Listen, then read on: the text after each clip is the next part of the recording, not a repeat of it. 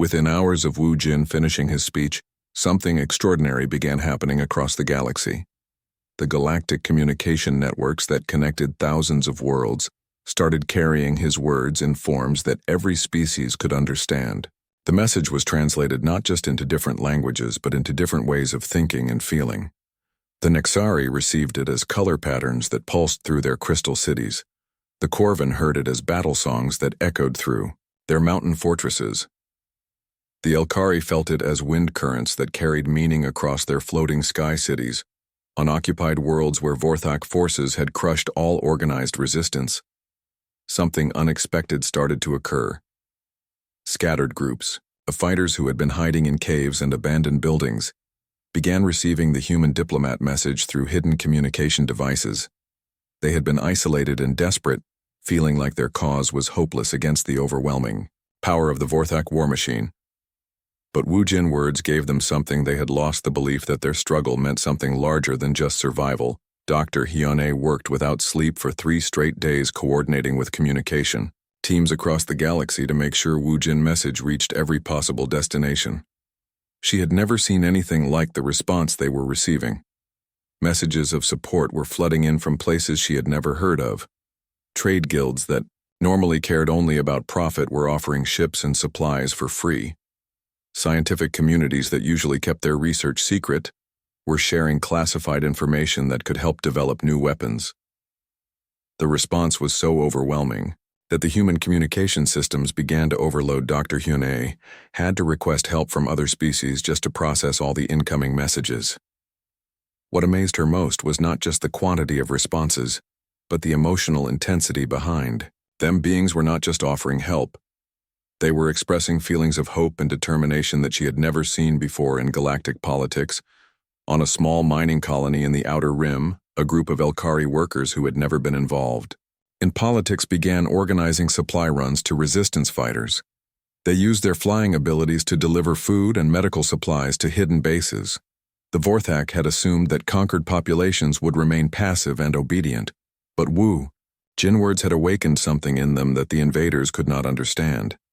In the deep ocean worlds where the Nexari lived in their crystal cities, the usually peaceful beings began developing new technologies that could disrupt Vorthak communication systems.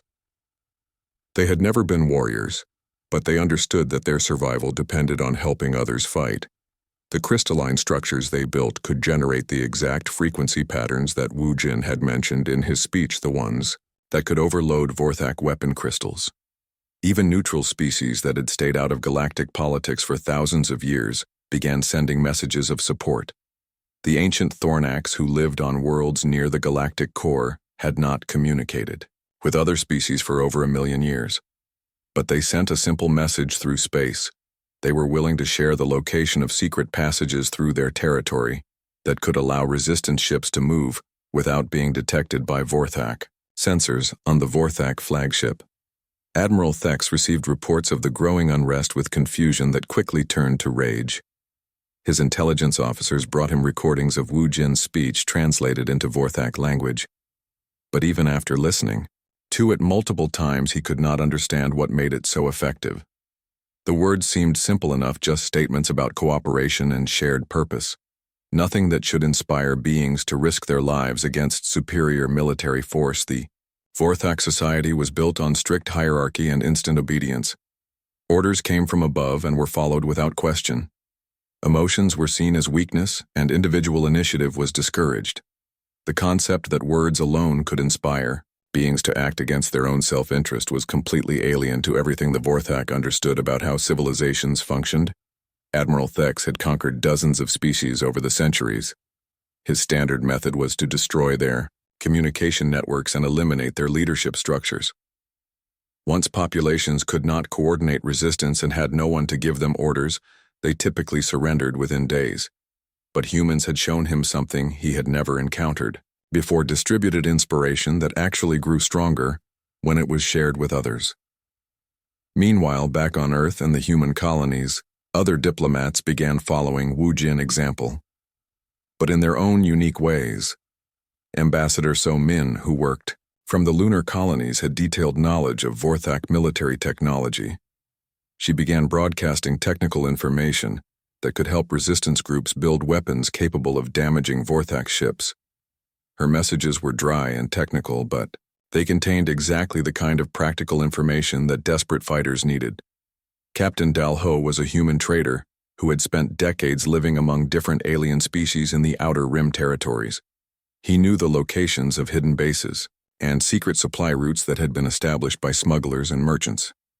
His broadcast provided detailed maps and navigation information that allowed resistance groups to coordinate their activities across vast distances without being detected. Dr. Junwoo worked with the human military to develop new communication protocols that could not be intercepted by Vorthak surveillance systems. He created ways for resistance fighters to share information using methods that looked like normal background noise to enemy sensors. His technical innovations allowed the growing rebellion to maintain contact even when Vorthak forces controlled the official communication networks. Each human diplomat and specialist brought their own expertise to the effort, but they all shared something that made their contributions uniquely effective. They could adapt their communication style to reach anyone anywhere regardless of species or cultural background, where other beings might struggle to translate ideas.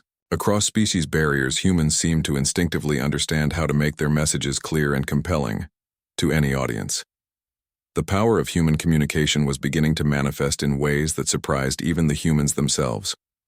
Small groups of resistance fighters began coordinating activities across multiple star systems without any central leadership. They were inspired by Wu Jin's message, but they were implementing it in their own creative ways. The rebellion was becoming a living thing that grew and adapted faster than any military force could track or control. Dr. Hyunnae made a disturbing discovery while analyzing communication patterns across the galaxy. The human approach to diplomacy was not just effective, it was fundamentally changing how other species communicated with each other. The Nexari were beginning to include emotional context in their crystalline harmonics. The Corvin were learning to use metaphor and story in their battle planning. Even the logical computer systems used by some species were starting to incorporate human-style persuasion techniques. What had started as one human giving one speech in one room was becoming something much larger. It was changing the nature of galactic civilization itself. Humanity was not just participating in the community of species, they were evolving it in directions that no one had anticipated. The ripples from Wu Jin words were spreading farther and faster than anyone had imagined possible, and they showed no signs of slowing down. When Wu Jin began to speak, his voice carried across the enormous chamber in a way that made every being pause mid-conversation. The sound was not loud or commanding like the war cries of the Corvin warriors. It was not melodic like the singing speech of the Nexari crystalline beings. Instead, it was something completely different. It was calm, steady, and filled with a warmth that seemed to reach every corner of the vast room. The first words he spoke were in perfect Elkari, clicking language, but somehow they sounded more beautiful than any Elkari had ever made them sound. He addressed Chancellor Vex, directly speaking about the ancient Elkari legends of the sky dancers who brought harmony to warring tribes. The Chancellor stopped hissing, in surprise because no alien had ever referenced those old stories before. The legends were from a time before the Elkari had even learned to fly between stars. Then Wu Jin switched to the color language of the Nexari, making their tank waters glow, in patterns that spoke of deep ocean currents and the eternal songs that connected all living things. He mentioned the Nexari creation myth about the first light that gave birth to consciousness. The crystalline beings began to pulse with colors that showed amazement because those stories were considered sacred and were rarely shared with outsiders. The massive Corvin warriors leaned forward when Wu Jin began speaking in their booming battle language. But instead of talking about conquest and victory, he spoke about the highest honor in Corvin culture, the willing sacrifice of strength to protect those who could not protect themselves. He referenced the story of Thak the Bold, who gave up his chance at eternal glory to save a single, wounded child from an enemy species. The Corvin began striking their chest plates in the rhythm that meant deep respect. Every species in the chamber heard their own cultural references woven into Wu Jin's speech. But it was not just the words that shocked them. It was how he spoke. He understood not just their languages but the emotional weight behind every sound and gesture. He knew which phrases would touch their hearts and which ideas would make them feel proud of their heritage. Dr. Hyun A watched in amazement as her colleague displayed knowledge that seemed impossible for one person to possess. He was not just reciting facts from history books. He was speaking to each species about the things they valued most deeply, the beliefs that shaped their identity, and the fears that kept them awake during their sleeping cycles. She had worked with Wu Jin for years, but she had never seen him demonstrate this level of understanding. But the real shock came when Wu Jin began revealing intelligence that no human should have been able to gather. He spoke about the secret construction facilities where the Vorthak built their warships. He described the quantum resonance crystals that powered their weapons and explained exactly how those crystals could be disrupted using a specific frequency pattern that would cause them to overload. He mentioned hidden alliance treaties that species thought were completely secret. He knew about underground resistance movements that were already forming on occupied worlds. He talked about supply routes that the Vorthak used to move resources between conquered systems. He even knew about internal conflicts within the Vorthak military structure, including which commanders were loyal to Admiral Thex and which ones were beginning to question his methods. The beings in the chamber began to realize that this human diplomat had somehow gathered more intelligence about their enemy than all their spy networks combined. But how was that possible? Humans had only been part of galactic civilization for a few decades. They did not have the advanced technology needed for deep space surveillance. They did not have telepathic abilities that could read enemy minds from a distance. The answer lay in something uniquely human that other species had never truly understood. Wu Jin represented the human ability to connect seemingly unrelated pieces of information through intuition and empathy. While other species excelled at processing large amounts of data or sharing thoughts instantly through direct mental contact, humans had developed something entirely different. They could read between the lines of what someone was saying. They could understand the meaning behind gestures and facial expressions. They could sense when someone was lying or hiding important information. Most importantly, they could inspire others through the power of storytelling by creating emotional connections that made abstract ideas feel personal and immediate. As Wu Jin continued speaking, he began weaving together military strategy, emotional appeals, and cultural understanding into something that resembled a tapestry made of words. He talked about the tactical advantages they could gain by working together, but he also painted a picture of what victory would mean for each species. He made them see themselves not as separate civilizations fighting for survival, but as part of a larger story about good triumphing over evil species that had been enemies for centuries found themselves nodding in agreement. Ancient grudges that had started over territory or resources began to seem less important when faced with the human diplomat vision of a united galaxy. The Elkari Chancellor, who had mocked human communication earlier in the session, was now leaning forward, hanging on every word that Wu Jin spoke. Even the proud Corvan warlords, who typically respected only physical strength and direct action, were impressed by the strategic brilliance hidden within what seemed like simple speech. They began to understand that Wu Jin was not just talking, he was conducting a symphony of minds, bringing harmony where there had been only discord and suspicion. The chamber had completely transformed. The panicked arguing and desperate blame had been replaced by something else entirely. Beings were listening not just with their minds, but with their hearts. They were beginning to feel something they had not experienced since the Vorthak threat began, hope that they might actually be able to work together to solve this problem. Dr. Hyun A realized that she was witnessing something unprecedented in galactic history.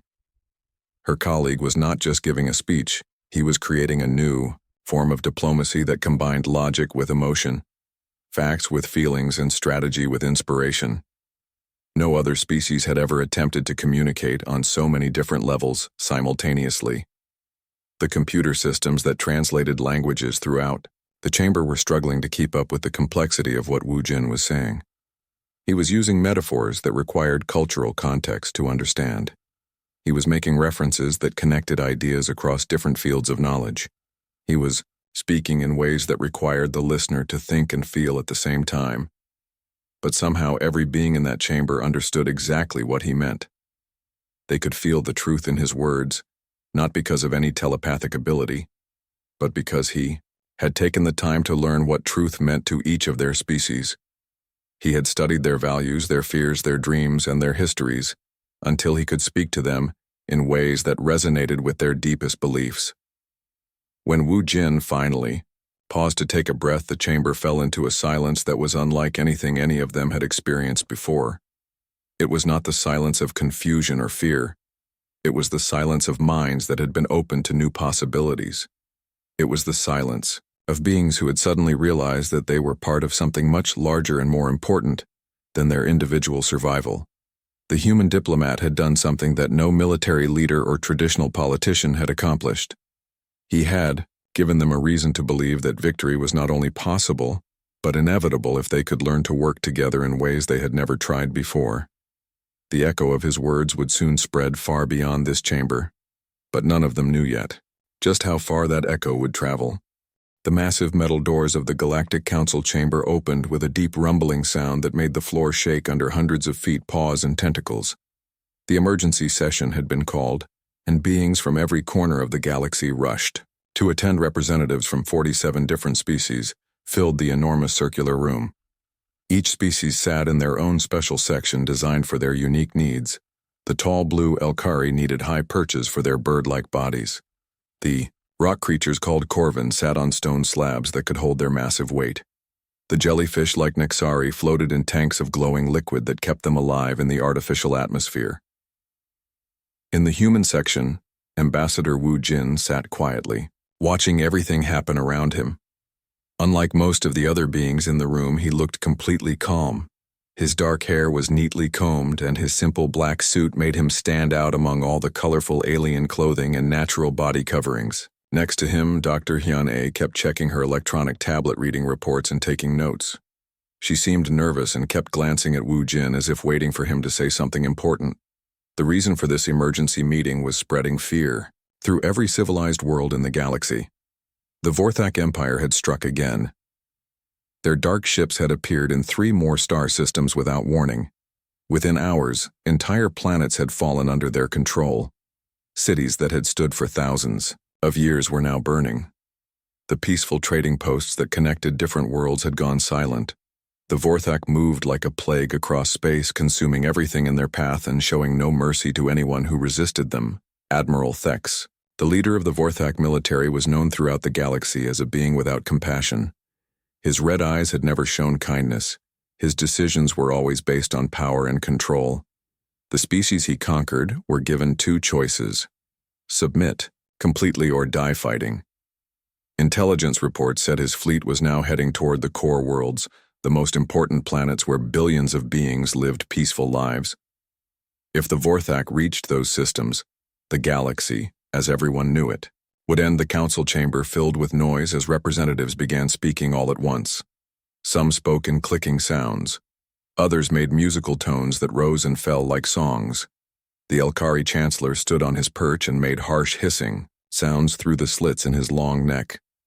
His words were translated by the chamber computers into sounds that other species could understand. He was angry that the council had not acted sooner to stop the Vorthak threat. The crystalline beings called Nexari responded by making their tank water glow in different colors. Each color meant different emotions and ideas. Their message was clear. They wanted to find a peaceful solution, but they also knew that the Vorthak did not understand peace. The massive Corvin warriors slammed their stone fists on their seating areas, making loud booming sounds that echoed through the chamber. They were ready to fight, but they knew their weapons were not strong enough to stop the Vorthak war machines. Many other species shared their ideas through telepathy, sending thoughts directly from one mind to another. Some released chemical scents that carried complex messages. Others used energy patterns that danced in the air like lightning. Each species had their own way of sharing information, but they all had one thing in common. They communicated much faster than humans could with their simple spoken words.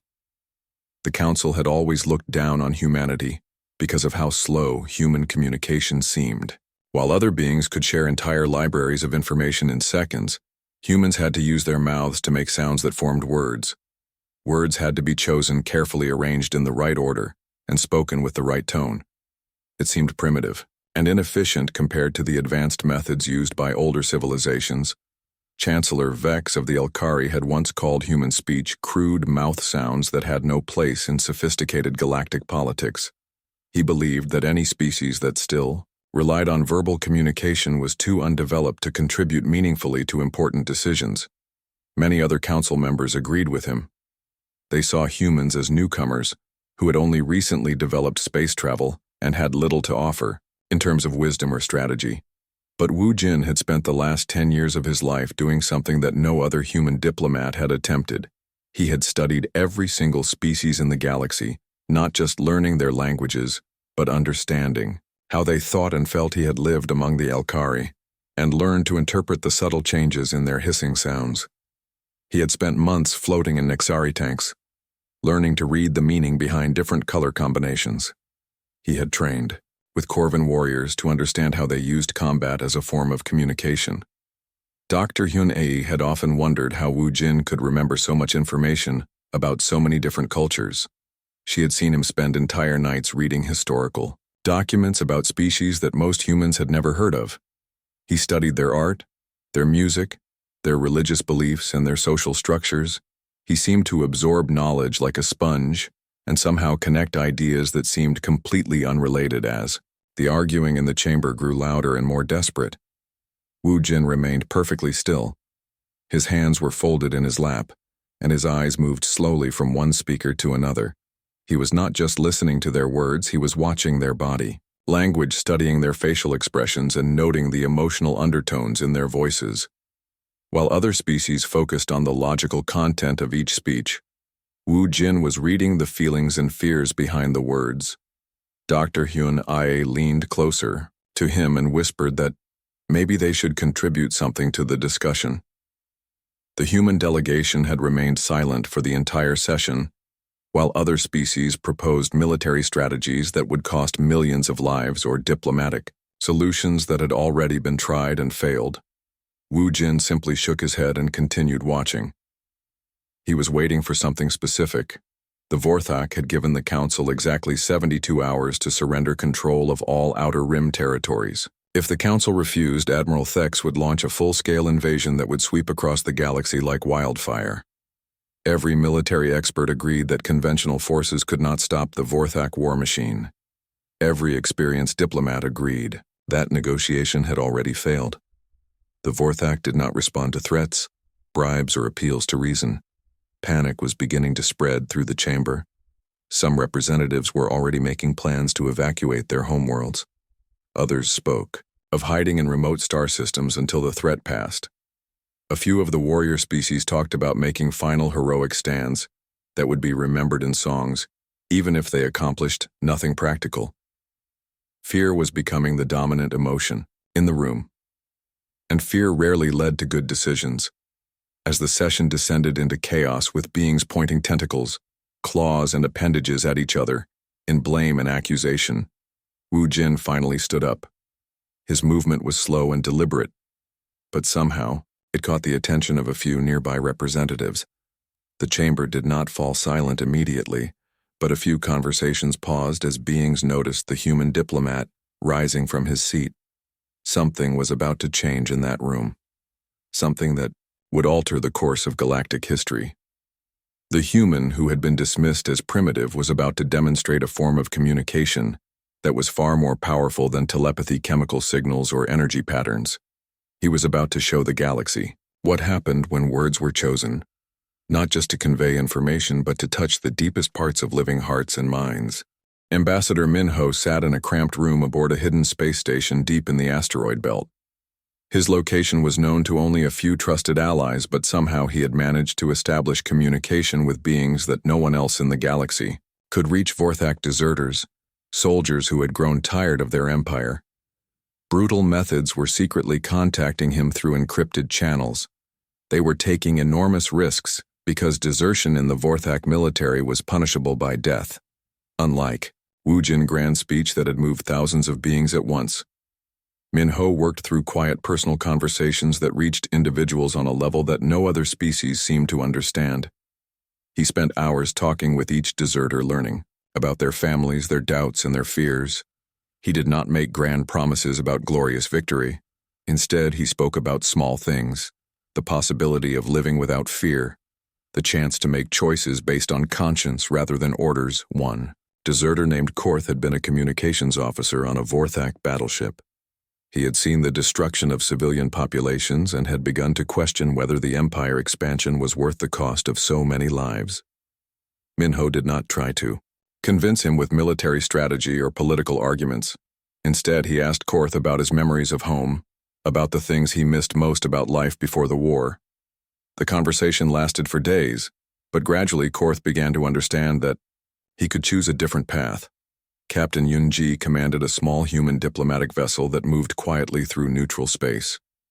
Her ship was not armed and carried no military equipment, but she had accomplished something that amazed even experienced Galactic diplomats. She had brokered a peace agreement between the Zephyron Republic and the Coral Federation, two species that had been fighting a bitter war for over 3 centuries. The conflict between the Zephyrons and Corals had started over mining rights in a contested star system, but had grown into something much larger involving ancient grudges, cultural misunderstandings, and cycles of revenge that neither side could break. The Galactic Council had tried multiple times to mediate the dispute, but every attempt had failed because both species refused to compromise on what they saw as fundamental principles. Yunji had not used advanced technology or military force to end their war. Instead, she had done something much simpler, but far more difficult. She had listened to both sides, really listened, not just to their official positions but to the pain and frustration behind their anger. She had spent months living among both species, learning their languages, their customs, and most importantly, their stories. The breakthrough came when she realized that both the Zephrons and Corals told similar stories about ancient heroes who sacrificed everything to protect their people. The details were different, but the underlying values were the same. Both species valued courage, loyalty, and the willingness to suffer for the good of others. Yunji helped them see that they were fighting over territory when they should have been celebrating their shared commitment to protecting what they loved. Her success rate at resolving conflicts was so high that alien diplomats began requesting human mediators for their own disputes. What they discovered was that humans had developed a unique approach to problem solving that other species had never encountered. They did not just analyze the logical aspects of a disagreement. They looked for the emotional roots of conflict and found ways to address those deeper issues. Dr. Hyune received regular reports from human diplomats working throughout the galaxy, and each report contained examples of communication techniques that seemed almost miraculous to non-human observers.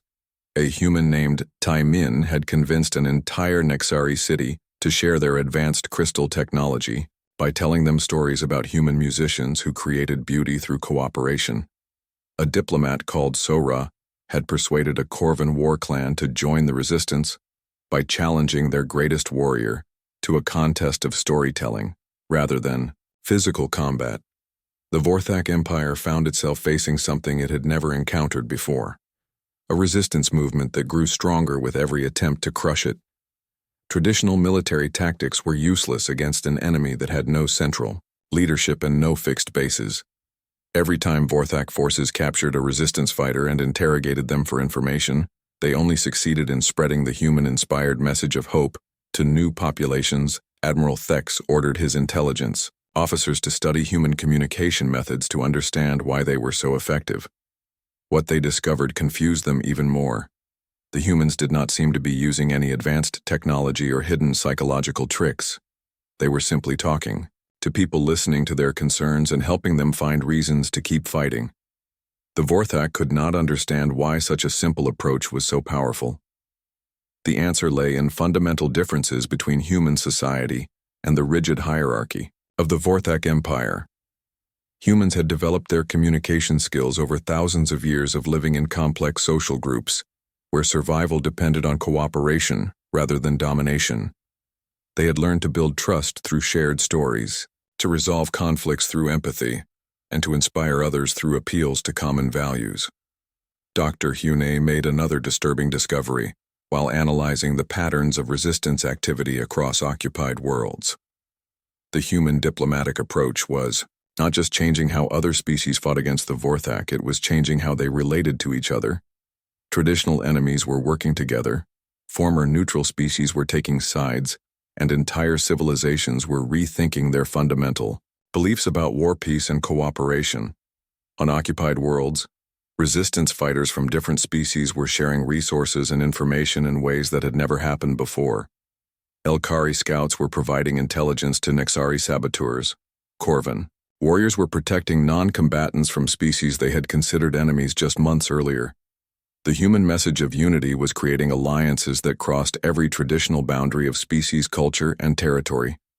The network of resistance communication had become so complex that even Dr. Hunei could not track all of its connections. Messages were being passed through trade routes, hidden in artwork, embedded in music, and encoded in seemingly innocent conversations.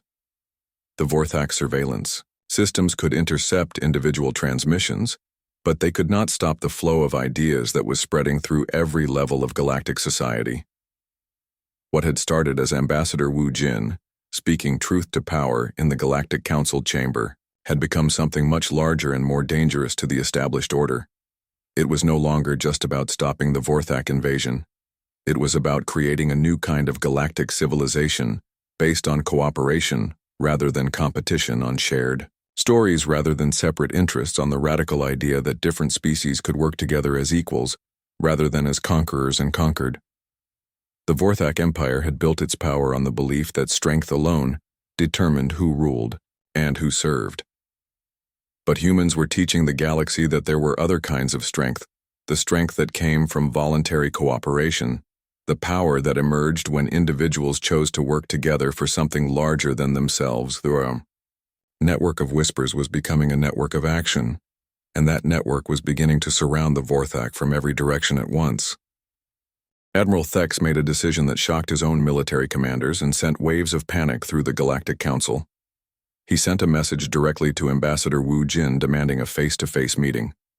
The location would be a neutral space, stationed in the void between galaxies far from any inhabited world. The terms were simple.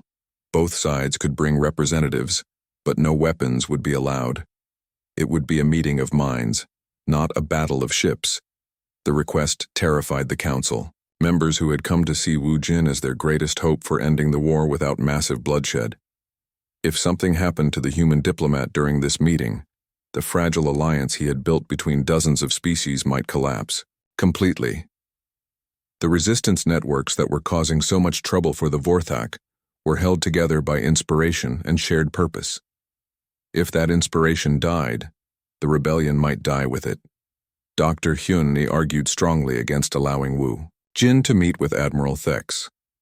She had studied Vorthak culture and knew that they respected only strength and domination.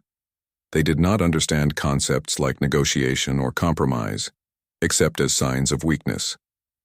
The idea that their Supreme Admiral would want to have a conversation with a human diplomat made no sense according to everything they knew about Vorthak psychology. But Wu Jin accepted the meeting immediately, without consulting anyone or asking for additional security. He seemed to understand something that no one else could see, that this confrontation had been inevitable from the moment he first spoke in the council chamber. Everything that had happened since then had been leading to this meeting between two completely different ways of thinking about power and communication. The space station chosen for the meeting was ancient and mysterious. It had been built by a species that had vanished from the galaxy millions of years ago, leaving behind only empty structures that drifted through the void. The station was enormous, with chambers large enough to hold entire cities, but it had been abandoned for so long that no one remembered its original purpose. It seemed like an appropriate place for a meeting that might determine the future of galactic civilization. Admiral Thex arrived with a fleet of warships that filled the space around the station with their dark, threatening presence. His personal guard consisted of the largest and most intimidating Vorthak warriors, each one carrying weapons that could destroy an entire building. The display of force was meant to make it clear who held the real power in this confrontation. The Vorthak way was to negotiate from a position of overwhelming strength. contrast, Wu Jin arrived alone on a small unarmed transport ship. He brought no guards, no weapons, and no technology, except for a simple translation device that would allow them to understand each other. He carried only a small bag, containing a few personal items, including a thermos of tea and some photographs of Earth. The contrast between the two approaches could not have been more obvious. The meeting room was in the center of the space station, a circular chamber with walls made of some unknown crystal material that seemed to glow with its own inner light. The room was completely empty except for a simple table and 2 chairs.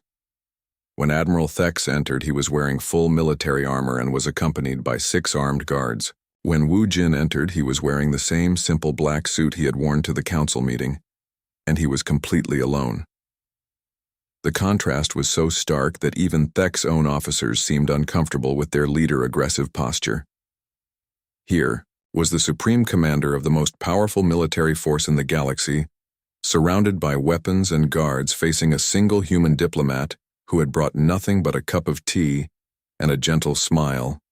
The balance of physical power was completely one-sided, but somehow the human did not seem intimidated or even concerned. What followed was not a negotiation in any traditional sense. Thex had expected demands and counter-demands, threats and promises, the usual tools of diplomatic warfare between enemies. Instead, Wu Jin did something completely unexpected. He began telling stories. Not stories about military strategy or political theory, but personal stories about individual beings who had been affected by the war. He told Thex about a young, Forthak soldier named Keth, who had written poetry about the stars in his spare time, hiding his verses from his commanders, who would have seen creativity as a sign of weakness. The poems had been discovered by resistance fighters after Keth died in battle, and they had been so moved by his words that they had begun distributing copies throughout occupied worlds. He spoke about Vorthak civilians who had been forced to watch their own culture disappear as their empire demanded complete conformity to military values. He described families that had been broken apart when children were taken for military training, and parents were reassigned to support the war effort. He painted a picture of what the Vorthak people had lost in their pursuit of galactic domination. But most shocking of all, he spoke about Admiral Thex himself, about the weight of command and the loneliness of absolute power. He talked about the difficult decisions that had to be made in wartime, and the cost of carrying responsibility for millions of lives. He showed that he understood not just the Vorthak military system, but the personal burden that leadership placed on individuals like Thex for the first time in his life. Admiral Thex found himself responding, not with anger or threats, but with his own stories. He began talking about his childhood on the Vorthak homeworld before the Empire had expanded beyond their own star system. He remembered a time when his people had been explorers and builders, rather than conquerors, when they had created art and music instead of focusing only on military technology. He spoke about the fear that drove Vorthak expansion, the terror that other species would destroy them if they did not strike first. The Vorthak had been invaded by alien forces in their ancient past, and that trauma had shaped their entire civilization. They had become conquerors because they believed that conquest was the only alternative to extinction. The conversation continued for hours, with both beings sharing thoughts and feelings that they had never expressed to anyone else. Thex found himself engaging in the human practice of real communication, sharing personal experiences and emotions rather than simply issuing orders or making demands. He began to understand why human words had been so effective at inspiring resistance. His own people had been hungry for this kind of honest connection, but their society had made it impossible. Wu Jin listened carefully to everything. Thex said, never interrupting or arguing with his explanations.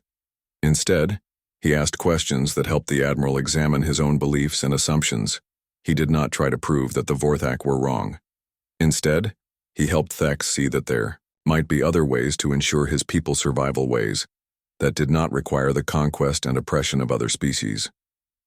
The most remarkable moment came when Thex began to question whether the Empire expansion had actually made his people safer, or whether it had simply created more enemies and more reasons for others to fear and hate them.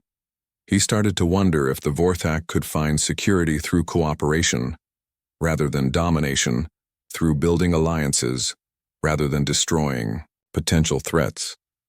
By the time their conversation ended, the power dynamic in the room had completely shifted. Neither being was sure exactly how it had happened, but they were no longer enemies facing each other across a negotiating table. They had become two individuals who understood each other far better than either had expected.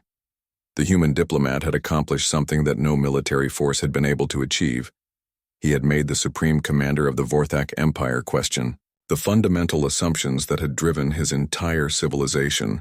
The peace agreement that emerged from that historic meeting was unlike anything in the recorded history of galactic civilization. Rather than the usual treaties filled with territorial boundaries, military restrictions, and financial reparations, it was built on something completely different: mutual understanding and shared stories. The document was not written by lawyers or military strategists, but by poets and storytellers from both human and Vorthak cultures working together. Admiral Thex did not surrender his empire in the traditional sense. Instead, he began the slow process of transforming it from within. He returned to the Vorthak homeworld and addressed his people not as